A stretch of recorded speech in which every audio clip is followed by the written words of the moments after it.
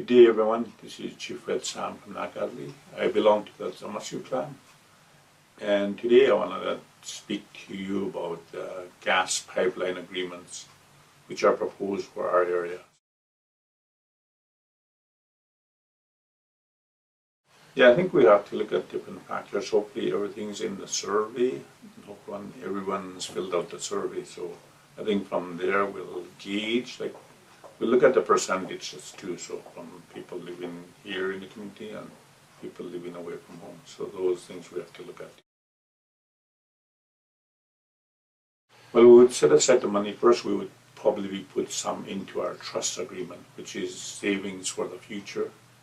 But also we have an investment account that we can put money in for immediate use or something that if we need some. But also some can be set aside for, like I said, projects that we want to develop, and also for especially the youth too, like youth need funds to do things too, and one of the things is education is so important, and the post-secondary funds we get from INAC is not sufficient.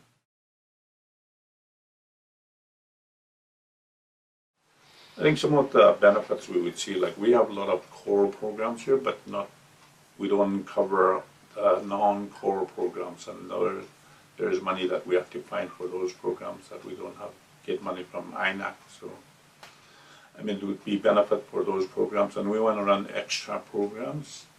And also we're looking at project development in our community. For instance, we're looking at paving our roads, which can cost quite a bit. And also additions to our school, updating our water and sewer system.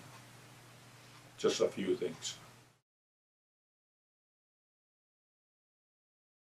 Well, there's some areas that we still want to have a look at, like we want to still work with the KO holders and something, how do we include them in, if we sign the agreement, how can we make sure that there's benefits flowing to them, something that we have to think about ourselves too, and maybe a company down the road that's going to be coming in, think about those things too.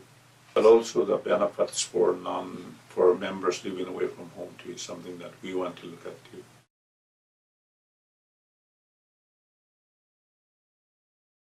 Yes, we have talked about those, putting no water, no oil in the pipelines, and that's what we have it in the agreement.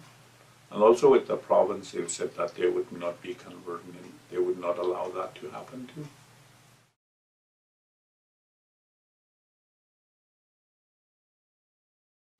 Yes, the project could get built without any signing an agreement, because the proponents have already got most of their permits from the province, and I guess that's the question people have to understand too.